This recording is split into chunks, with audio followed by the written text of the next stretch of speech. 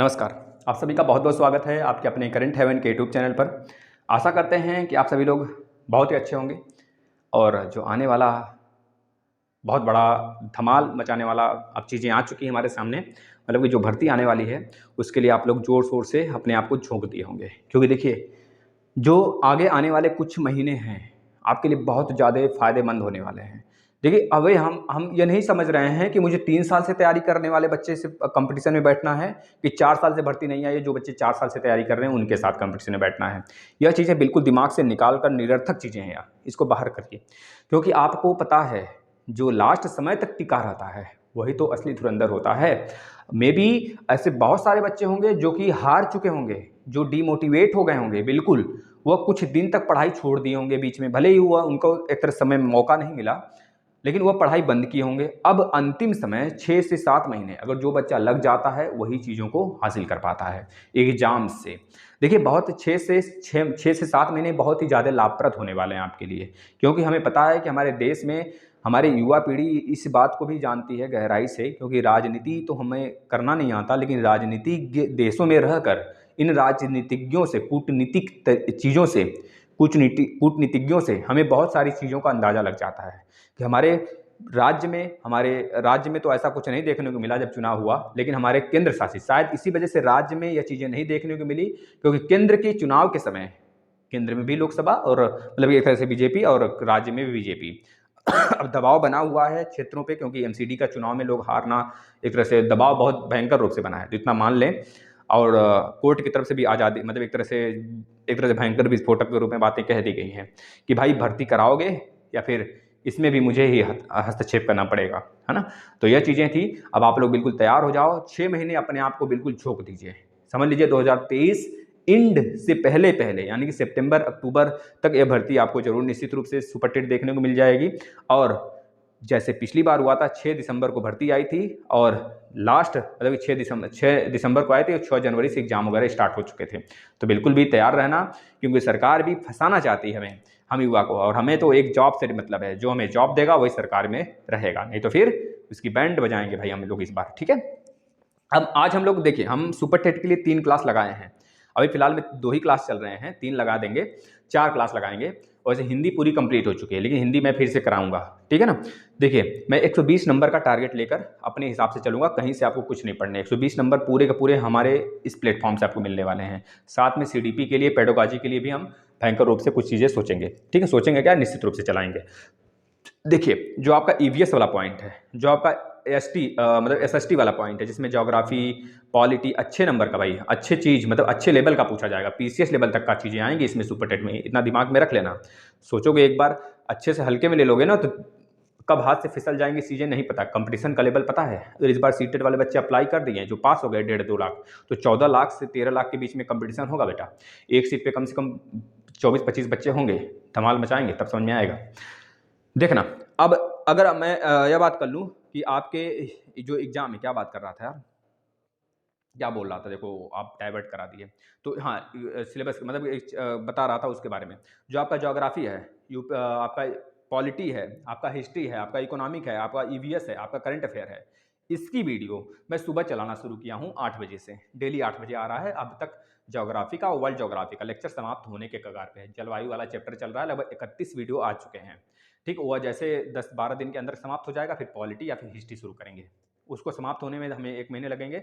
Maximum मान लीजिए 3 महीने में आपका एसएसटी पूरा समाप्त करेंगे। मैं ज्योग्राफी पढ़ाकर, पॉलिटी और हिस्ट्री और इकोनॉमिक्स पढ़ाकर लगभग 3 महीने में मुझे चाहिए। 1 महीने लगभग बीत चुके हैं, 2 महीने में हम इसको समाप्त करने का पूरा दावा ठोकते हैं। इसके बाद बच गया करंट अफेयर, प्रैक्टिस, ये चीज़ें कंटिन्यू कर देंगे हम। और इधर दोपहर में, जैसे डीएलएड वाले बच्चों का एग्जाम खत्म हो जाता है, दोपहर में मैथ के सिलेबस आज जो समझा रहा हूँ उसको मैं आने वाले 8 से 10 दिन में शुरू कर दूंगा। मैथ बहुत ज़्यादा हुआ नहीं है, मैथ में कुछ चुनिंदा टॉपिक हैं, मैथ के हीरो बनाकर छोड़ेंगे बादशाह। और समझ लेना, अच्छे नंबर का मैथ आता है, अच्छे लेवल का भी आता है, एसएससी रेलवे लेवल का आता है, इतना दिमाग में रख लेना भाई। जी, रीजनिंग भी है इसमें, रीजनिंग भी मैं इंक्लूड करूँगा।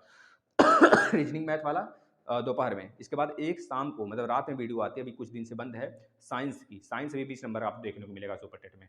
तो साइंस में आपका फिजिक्स, केमिस्ट्री, बायो, ये चीज़ें लगभग हम मतलब 4-5-6 चैप्टर खत्म भी कर दिए हैं। उसको भी आप देख लोगे, प्लेलिस्ट बना दिया गया है। अब हम मैथ के सिलेबस का जिक्र करते हैं, देखना मैथ क्या क्या पूछा जाएगा।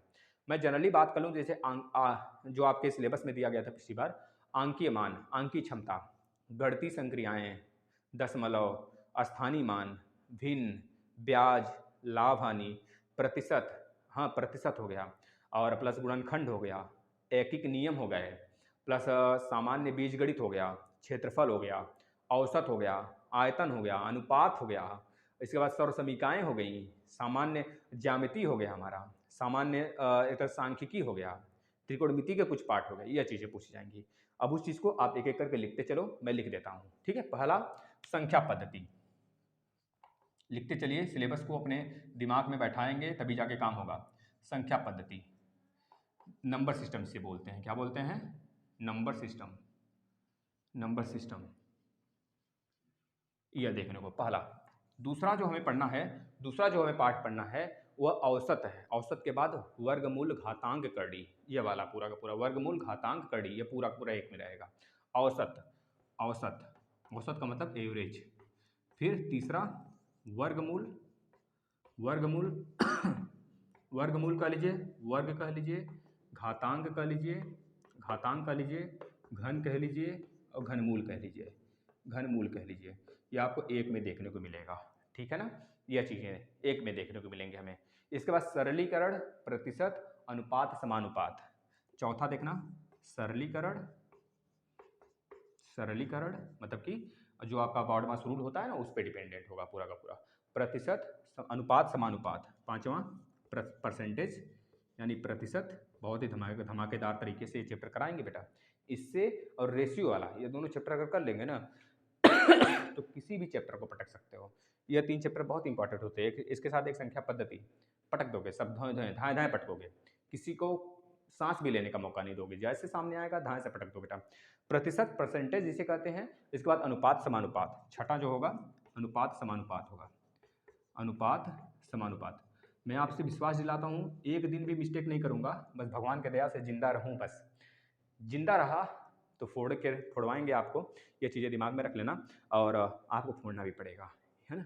और जिन बस ये मनाते रहना जिंदा रहूँ तो फ्री में सारे सेशन दूंगा। किसी को धमकाने दो जो धमका रहा है, किसी प्री क्लासेस मत दो, किसी को जो बोलना है बोलने दो, लेकिन मैं सब कुछ सारे सब्जेक्ट फ्री में दूंगा, कभी कंपेयर भी कर लेना आप। अनुपात समानुपात के बाद आ जाता है नेक्स्ट आपका ब्याज। ब्याज में साधारण ब्याज और चक्रवृद्धि ब्याज। साधारण ब्याज, 7वां चैप्टर, साधारण ब्याज, साधारण ब्याज और चक्रवृद्धि ब्याज। 8वें नंबर का चक्रवृद्धि ब्याज, चक्रवृद्धि ब्याज, चक्रवृद्धि ब्याज, ये आ जाता है 7वां 8वां। 7वां 8वां के बाद हम आ जाते हैं लसपा और मसपा, बहुत ही मोस्ट इंपॉर्टेंट है। ये दोनों एक ही में लिख लीजिए, LCM और HCF, HCF या मत समझना, दोनों आएगा, ठीक है। 10वें नंबर का, 10वां नंबर भी मोस्ट इंपॉर्टेंट है, जो आपके हर एक चीज़ में देखने को मिल जाता है, जैसे कार्य और समय, चाल और समय, कार्य और समय, चाल, समय और दूरी।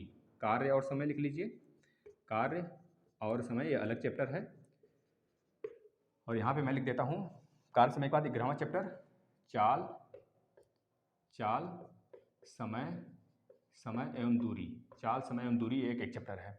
रेल वाला, रेल वाला 12वें नंबर का, रेल वाला, ट्रेन वाला, जो ट्रेन वाला होता है ना, ट्रेन वाला चाल में ही आ जाता है, चाल वाला दूरी बटे समय में ही आ जाता है ट्रेन वाला, यह हो गया। फिर इसके ज्यामिति, फिर बीजगणित, फिर लाभ हानि। ज्यामिति 13 नंबर का, ज्यामिति, ज्यामिति, फिर इसके बाद बीजगणित 14 नंबर का, बीजगणित, बीजगणित, बीजगणित के बाद आ जाता है आपका, बीजगणित के बाद आ जाता है आपका बीजगणित का लाभ हानि, बट्टा, आयु, भिन्न। ये भिन्न वाला भी बहुत इंपॉर्टेंट है भाई, भिन्न हो गया। फिर इसका 16 नंबर का बट्टा हो गया, जिसे छूट कहते हो आप। बट्टा के बाद लाभ हानि, 17 नंबर का लाभ हानि। लाभ हानि तो केवल और केवल प्रतिशत से आप उड़ाओगे, प्रतिशत पढ़ लोगे तो लाभ हानि उड़ेगा, ठीक है। भिन्न पढ़ लोगे, प्रतिशत पढ़ लोगे, तो 3 चैप्टर बहुत इंपॉर्टेंट होते हैं पूरे मैथमेटिक्स में। भिन्न एक प्रतिशत, एक आपका क्या था भाई, रेशियो, औसत वाला, ये वाला, ठीक है। ये 3-4 चैप्टर हैं जो मोस्ट इंपॉर्टेंट है आपके, ठीक है ना। इनसे हम पूरा का पूरा मैथ ही खंगाल डालेंगे हम लोग, ठीक है ना। और एक मेंसुरेशन, पाई चार्ट लिख लेना, मेंसुरेशन और पाई चार्ट। 17 हो गया। 18 नंबर लिखना मेंसुरेशन, इसमें 3D और 2D हमको पढ़ना है, मेंसुरेशन। और एक होता है 19वें नंबर पाई चार्ट। इतना हमारा सिलेबस है भाई, इसको तो फोड़ना ही फोड़ना है हमें। इसके बाद जाकर कहीं हम कह सकते हैं कि 30 नंबर के मालिक हो गए। 20 नंबर यह, 20-22 नंबर, 25 नंबर और 5-6 नंबर का रीजनिंग। 25 नंबर का मतलब कि आप दूसरों से काफ़ी आगे जाओगे। 25 नंबर जो कहते हैं मैथ छोड़ दो, एक छोड़ दो, उधर पकड़ लो। मैं ये कहता हूँ अगर मैथ छोड़ देते हो तो अपने आप को पहले ही 25 नंबर से बाइकाट कर लिए। अब आपका 150 नंबर में पेपर तो होगा ही नहीं होगा, आपका 125 नंबर का पेपर होगा। अब लोग 150 में नंबर लाने का प्रयास करेंगे, आप 125 में नंबर लाने का प्रयास करोगे। जो 150 में नंबर लाने का प्रयास कर रहा है उसका खुद 125 से ऊपर आ गया। आप तो 125 में से लाने का प्रयास कर रहे हो, 125 का दावा थोड़े ठोक रहे हो। कभी ऐसा हो ही नहीं सकता। जितने नंबर का पेपर है अगर उतना नंबर ला देते हो तो भाई कापी, चिट्ठा, बहुत सारी चीज़ें खुलेंगी। बहुत बहुत महान महान आत्माएं आपका इंटरव्यू लेंगी। भाई यह तो प्रभु साक्षात आ गए, है ना। यह चीज़ें तो ये चीज़ें दिमाग में रख लेना है आपको। जो चीज़ें मैंने बता दिया सिलेबस और इसी के अकॉर्डिंग पढ़ाऊँगा, पूरी इज्जत से पढ़ाऊँगा, पूरे मेहनत से पढ़ाऊँगा। एक भी प्रश्न आएँ बाएँ दाएँ कहीं नहीं जाने दूँगा। यह चीज़ें बस आप साथ दें, मेरे मोटिवेशन जो पावर है उसको बरकरार रखें और उसके बाद धमाल तो करना ही करना है। धन्यवाद।